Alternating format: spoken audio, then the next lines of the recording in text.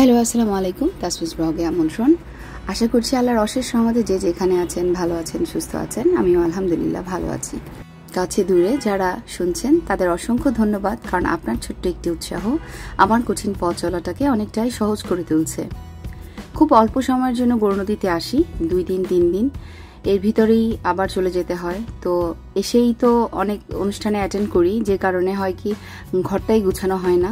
তো আজকে ভেবেছি ঘরের টুকটাক কাজগুলো সেরে ফেলবো, এবং এগুলো না করলে হয় কি আমরা অনেকদিন পর পর আসি, সেগুলো নষ্ট হয়ে যায়। তো কিছু জিনিস ছাদে দিব এবং বিছানাটা সুন্দর করে নিলাম। আমি যখন চলে যাই এখান থেকে সব কিছু প্যাকেট করে আবার সুন্দর করে গুছিয়ে রেখে যাই। তো কাজ করতে করতে ভুলে গিয়েছিলাম যে আমার মেয়ের নাস্তা তৈরি করতে হবে। তো আমার মেয়ের জন্য একটু নাস্তা তৈরি করছি। আর আমি সকাল থেকে যেহেতু কাজ শুরু করেছি, আর সুজিটা করতে বেশি টাইম লাগে না, তাই ভেবেছিলাম যে একটু পরে করি। এটা করতে করতে অনেক দেরি হয়ে গিয়েছে। আর এই ফাঁকে আমি একটু মিষ্টি কুমড়া আর বেগুন ভাজি করে নিচ্ছি। তোমরা হয়তো ভাবতে পারো যে আপু শুধু বেগুন ভাজি দেখায়, কারণ এখানে তো আসলে রান্না করতে আসি না, আর ওরকম কোনো জিনিসপত্র থাকে না, যেমন আদা বাটা, রসুন বাটা, পেঁয়াজ বাটা। ঢাকা থেকে যেহেতু যাই, আর রান্না বান্না খাওয়া দাওয়া সবকিছুই আমাদের চাচা চাচির বাসায় হয়। খুব বেশি প্রয়োজন হলে গৌরনদীতে একটা রেস্টুরেন্ট আছে 3 বেলা, সেখানে গিয়ে আমরা খাই বা অর্ডার করলে বাসায় খাবার দিয়ে যায়। তো রান্নার ঝামেলাটা করতে গেলে হয় কি এই 2 দিনে আত্মীয় স্বজনের সাথে দেখা করা হয় না, সময় দেওয়া হয় না।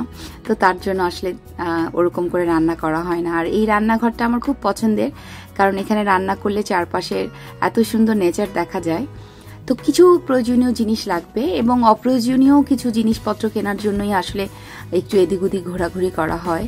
আর এখানে দেখলাম যে সুন্দর একটা স্বপ্ন হয়েছে, যেটা খুব প্রয়োজন ছিল আমার মনে হয় যারা আমরা ঢাকা থেকে যাই বা ওখানে যারা থাকে। এরকম একটা ডিপার্টমেন্টাল স্টোর আসলে খুব সুন্দর লাগছিল, খুব গুছানো। এবং ওখান থেকে টুকটাক জিনিসপত্র কিনে পাশেই একটা দোকানে গেলাম, সেখান থেকে গামছা কিনবো আর আরো টুকটাক জিনিস যদি পছন্দ হয় নিব। আনায়ের জন্য একটা শাড়িও দেখছিলাম, বাট শাড়ি ওর সাইজের নাই, কারণ অনেক বেশি ছোট। এখানে 6-7 বছর 5 বছর এরকম বাচ্চাদের শাড়ি আছে, খুব রিজনেবল প্রাইস আর খুব সুন্দর পরিপাটি গুছানো। তো বসে অনেকক্ষণ গল্প করলাম। আঙ্কেল আমাদের জন্য 7 স্প্রাইট আনলো, সেটা বসে বসে খেলাম।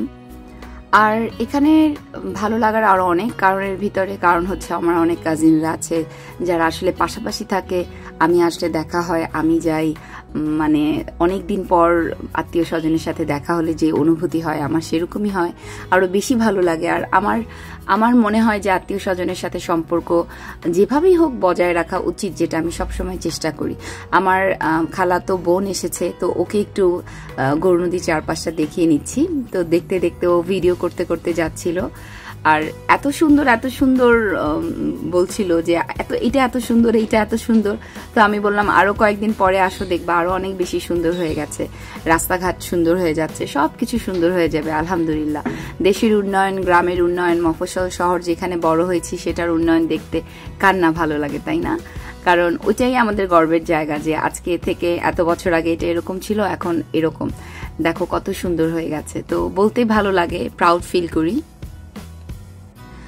আর ছেলে গাড়িতে আসবে না, রিক্সায় আসবে না, সে এইটাই আসবে। এটা মনে হয় অটো বা এটা কি যে নামে ডাকে সেটা জানি না। তো এখানেই সে বসবে।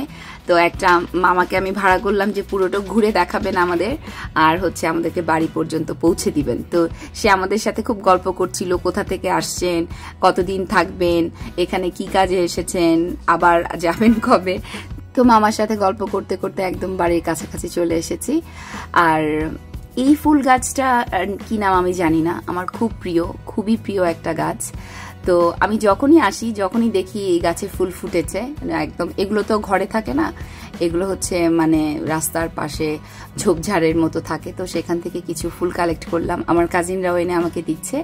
তো খুব ছোটবেলার একটা গন্ধ আছে না, যে সেই 5-6 বছর বয়সের একটা স্মেল, ফুলের গন্ধ তো আসলে চেঞ্জ হয় না। সেই স্মেলটা যখন এই বৃদ্ধ বয়সে এসে ধরি,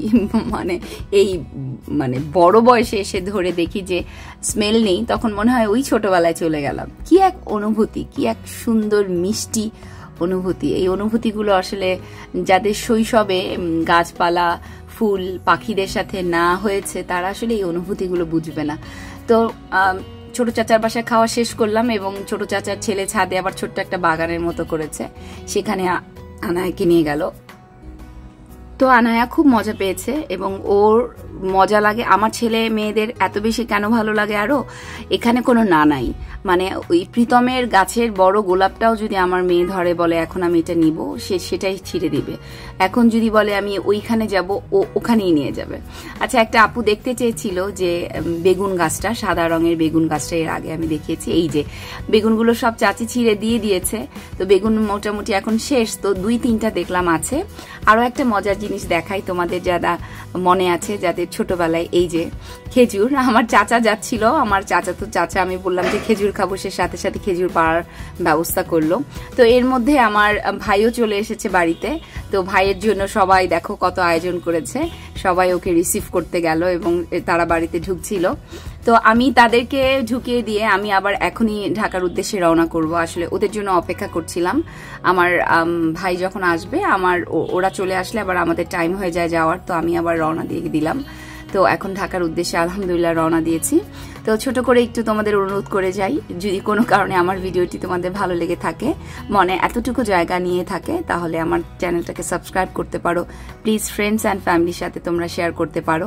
আর আমার কোনো ভুল ত্রুটি, ভালো লাগা মন্দ লাগাগুলো আমাকে অবশ্যই জানাতে পারো, আমি চেষ্টা করব ভালো করার। তো আজকে এ পর্যন্তই, ভালো থেকো, আল্লাহ হাফেজ।